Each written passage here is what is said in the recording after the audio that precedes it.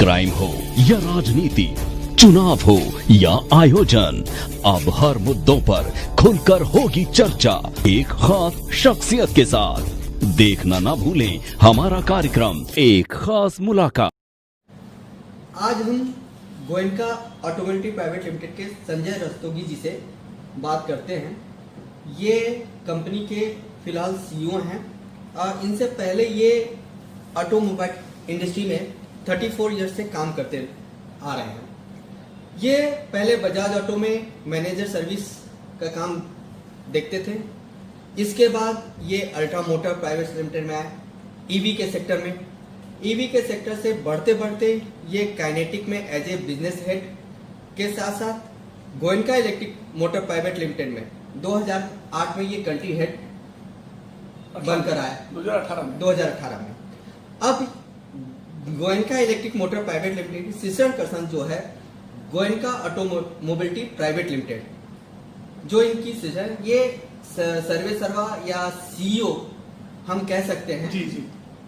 उनके पद पे ये कार्यरत है। आज हम इनसे चर्चा करेंगे कि जो गडकरी जी ने बिना बैटरी के ई रिक्शा और टू व्हीलर का रजिस्ट्रेशन के संबंध में सरकार ने जो गाइडलाइन निकाली है उससे आप कहां तक संतुष्ट हैं? सर, आप अपनी इस बारे में बताएं कि क्या। मैंने जो नोटिफिकेशन देखा है जिसमें कि कहा गया है कि आप बिना बैटरी के भी गाड़ी रजिस्ट्रेशन हो सकती है, वो अपने आप में ही एक इनकम्प्लीट डॉक्यूमेंट है। चक्कर क्या है कि बैटरी अगर हम बाहर से लेते हैं, परचेस करते हैं, तो हमको 28% में मिलती है लेड एसिड है तो, और 18% में मिलती है अगर वो लिथियम आयन है। लेकिन अगर हम गाड़ी के साथ लेते हैं बैटरी को इनबिल्ट, मतलब इनबिल्ट या गाड़ी के साथ बिल करते हैं मैन्युफैक्चरर, वो 5% में मिलती है। तो सबसे बड़ा प्रॉब्लम तो ये आने वाला है कि वो 13% या 23% का हर्जाना कौन देगा।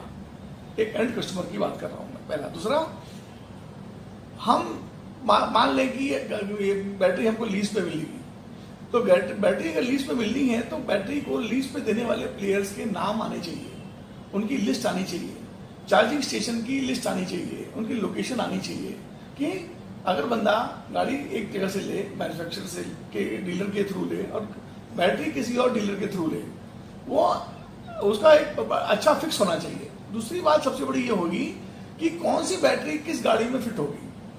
हर बैटरी के अभी जो हम टेस्टिंग रिपोर्ट देखते हैं आईकैट में, वो बैटरी के साथ में, गाड़ी के साथ में बैटरी को सर्टिफाई करते हैं कि इस गाड़ी के साथ में बैटरी लगनी चाहिए।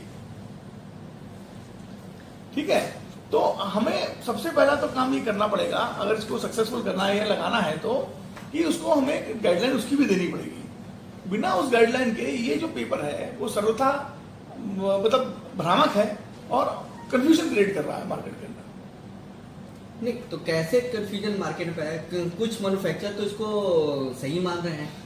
वो ठीक बात है, मैन्युफैक्चरर सही किस आधार पे मान रहे हैं? क्या वो चाहते हैं कि वो रिक्शा जो बेचेंगे या गाड़ी बेचेंगे बिना बैटरी के बेच देंगे? बैटरी कस्टमर बैटरी कहाँ से लाएगा? नहीं, जो मैन्युफैक्चरर जो ऑटोमोबाइल सेक्टर में है जी, वो बोलते हैं कि जब फ्यूल कंपनी तो देती नहीं है, तो विदाउट फ्यूल ही देती है, तो फिर वो कस्टमर ही वहन करता है फ्यूल को। तो उसी तरीके से बैटरी को भी एज ए फ्यूल माना जाए। बिल्कुल ठीक है, मैं आपकी बात से सहमत हूँ, उनकी बात से भी सहमत हूँ। वो तो सिंपल केस वही हो गया जैसे हम आईजीएल का देखते हैं, गैस जो सीएनजी का, और पेट्रोल पंप पे देखते हैं। लेकिन आप देखिए ना कि आईजीएल का जब शुरुआत में जब आईजीएल आया था गैस, तो कितनी लंबी लाइन लगती थी, क्योंकि हमारे पास पंप ही 3 थे। उसके बाद हमने 100 पंप किए, उसके बाद 200 पंप। दिल्ली एनसीआर की बात करें तो 200 पंप से ऊपर है आज की डेट में सीएनजी भरने वाले, अभी भी लाइनें लग रही हैं। बैटरी के केस में तो एक भी हमारे मतलब 2-4 टेस्टिंग के लिए जो चार्जिंग स्टेशन खोले होंगे, उसके अलावा तो कोई चार्जिंग स्टेशन है ही नहीं। अगर चार्जिंग स्टेशन नहीं है मान लीजिए, तो हम उस बैटरी को लेकर के चार्जिंग कराएं कहाँ? सबसे बड़ा प्रश्न ये उठता है। अभी तो गाइडलाइन उन्होंने शुरू किया है कि हर पेट्रोल पंप पे कियोस्क लगाए जा रहे हैं। जितने पेट्रोल पंप है, चाहे लग चुके हैं अब तक मेरे ख्याल से कुछ तो लग चुके हैं। तो उसकी लिस्ट पब्लिश हो ना, आप देखिए उसकी लिस्ट पब्लिश करें आप, और उसके कस्टमर को आपको कॉन्फिडेंस में लेना पड़ेगा। एजुकेशन चाहिए इसके लिए कि आप कैसे करेंगे। फिर बैटरी के संबंध में, बैटरी आपको लीज पे मिलेगी या आपको खरीदनी पड़ेगी, उसके क्या मायने होंगे, वो सब एक पूरा अभी तक कोई भी क्लियर कट डेफिनेशन नहीं है इसका, इसलिए प्रॉब्लम आ रही है। नहीं अच्छा, कुछ मैन्युफैक्चर बोलते हैं कि वो जो 28% जीएसटी है उनका वो बच जाएगा, वो उस पर वो बात कर रहे हैं। तो जैसे वो 28% लेकर 28% पे ही वो बेच रहे हैं, तो इससे उनका जो जीएसटी का अमाउंट है वो बच जाएगा। मैं कस्टमर की बात कर रहा हूँ सर आपसे, आप कस्टमर के पॉइंट ऑफ व्यू से लेके देखोगे ना, मामला फंस जाएगा। क्योंकि कस्टमर क्यों आपको 28% देने वाला बैटरी का, जबकि उसको 5% में बैटरी गाड़ी के साथ बैटरी मिल रही है। तो मैन्युफैक्चर के पॉइंट ऑफ व्यू से ये बात सही हो सकती है, पहला। दूसरा क्या होगा, मैं भी वही बोल रहा हूँ कि बैटरी को चार्जिंग की व्यवस्था जब तक आप नहीं करेंगे, ये मॉडल आपका काम नहीं करने वाला। तो यानी पेपर बैटरी है, और जो लेड एसिड पे है ब्रांडेड होती है, तो वो तो जो कस्टमर लेगा, चाहे वो एक्साइड का है तो एक्साइड का ही वो लेगा। हाँ, एक्साइड के आपको चार्जिंग स्टेशन ढूंढने पड़ेंगे। हाँ। एक्साइड की बैटरी वहां मिलनी चाहिए। अच्छा, फिर डिनोमिनेशन बैटरी का अलग है, किसी के पास 140 एच की बैटरी है, किसी का 110 एच की बैटरी है, वो कैसे करेंगे आप? बहुत सारी चीजें हैं जो इसको ये पॉलिसी में आनी चाहिए। तो हम सरकार से क्या उम्मीद करें कि ये जो गडकरी जी ने जो ये गाइडलाइन निकाली है, या फिर बड़े प्लेयर ही इसमें समाहित होंगे? Exactly, that is the point I am trying to make. ये पॉलिसी छोटे मैन्युफैक्चरर्स को खत्म कर देगी, पहला। दूसरा क्या है कि लॉन्ग टर्म में ये सही होगा, जो ये पॉलिसी आई है। आज से 2 साल बाद हम जब बात करेंगे तो हो सकता है मैं आपसे बोलूं कि ये बेहतर सोल्यूशन है ईवी को प्रमोट करने के लिए। लेकिन अभी फिलहाल बहुत कंफ्यूजन है इसमें, तो कंफ्यूजन सरकार को दूर करना चाहिए। तो हम कोई नोटिफिकेशन निकाले, कोई गाइडलाइन निकाले, ताकि सब सारे मैन्युफैक्चरर्स और कस्टमर को दी जाए। तो हम तो फिर भी अगर हम 6 साल की इंडस्ट्री हो गया, तो इसमें मतलब हम ये मैं समझे कि जो ईवी मैन्युफैक्चर है वो भी सही तरीके से इस गाइड फॉलो नहीं कर पा रहे हैं, चाहे वो सरकार भी हो, चाहे सरकार के ब्यूरोक्रेट्स भी हो।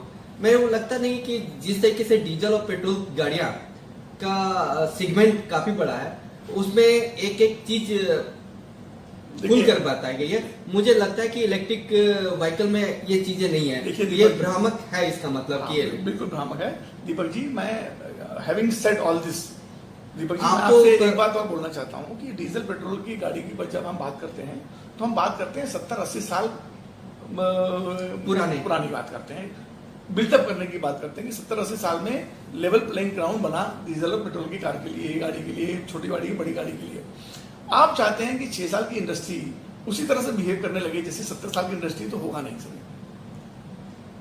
गवर्नमेंट को और मैन्युफैक्चर की बॉडी को और कस्टमर के कुछ नुमाइंदों को बुला करके एक टेबल पे बैठ करके बात करनी होगी, वहां से कंसेंसस निकलेगा कि कैसे करना है, तब जाके ये बात बनेगी सर। इससे पहले बात नहीं बन सकती। बिल्कुल नहीं बनेगी, क्योंकि आप खुद बोल रहे हैं कि आपने 4 मैन्युफैक्चर से बात की, वो पक्ष में है। हाँ। आपने मुझसे बात की, मैं इसके पक्ष में नहीं हूं अभी। बाद में 2 साल बाद मैं खुद हो सकता है कि आपको बताऊं कि नहीं सर, ये दीपक जी ये बहुत बड़ी बेहतरीन व्यवस्था कर रखी है सरकार ने, हर जगह बैटरी बैंक बन गया है, हर इंडियन ऑयल, मुझे मालूम है, मैंने पेपर पढ़ता हूँ, इंडियन ऑयल के पेट्रोल पंप पे वो बोल रहे हैं कि हर पेट्रोल पंप पे कियोस्क लगेंगे। कब लगेंगे? कोई है क्या अभी? कोई मॉडल दिखाने के लिए है क्या? उसका एडवर्टीजमेंट आपने किया है क्या सरकार ने? हमें कैसे मालूम कि वो काम करेगा? फिर आप जब बिल की बात करोगे, गाड़ी की कॉस्ट की बात करोगे, तो कस्टमर को कौन सी गाड़ी की कॉस्ट पे करनी पड़ेगी? ये सब सारी चीजें, बहुत सारी छोटी छोटी चीजें हैं जो अभी सामने आनी है। अभी पीछे 1 महीने या 1.5 महीने पीछे चंडीगढ़ में एक इंडियन ऑयल कॉर्पोरेशन के पेट्रोल पंप में अभी सन मोबिलिटी ने वो लगाया है। मैं वही कह रहा हूँ, मैं कहता रहा हूँ ना कि ये सन मोबिलिटी और एक और कंपनी, 2-3 कंपनियों का जो हम बात कर रहे हैं आज की डेट में, हमारे सर्कल में जो बात हो रही है, बात ये हो रही है कि 2-3 कंपनियां जो इस प्रोजेक्ट को लेके आ रही हैं, ये पॉलिसी पे सब उनका किया जा रहा है। मैन्युफैक्चर तैयार नहीं है, कस्टमर तैयार नहीं है, क्योंकि ये कंपनियों को अपनी मार्केटिंग करनी है, इसलिए ये पॉलिसी में लाया गया है। ये आधी अधूरी पॉलिसी है दीपक जी, जब तक पूरी पॉलिसी नहीं आएगी मामला फंसेगा। तो इसमें बेनिफिट किसको मिलेगा? मैं ये जाके इस पॉलिसी के इस पॉलिसी में बेनिफिट एक्चुअली में किसको मिलेगा? मुझे लगता है जो उनको मिलेगा बेनिफिट जो इस चार्जिंग स्टेशन को लेके आ गए, 1 या 2, वो भी पूरी तरह से नहीं आए। अभी तो उन्होंने सैंपल एक दिया हुआ है, या 1 टाउन में या 2 टाउन में या 3 टाउन में उन्होंने सैंपल दिया हुआ।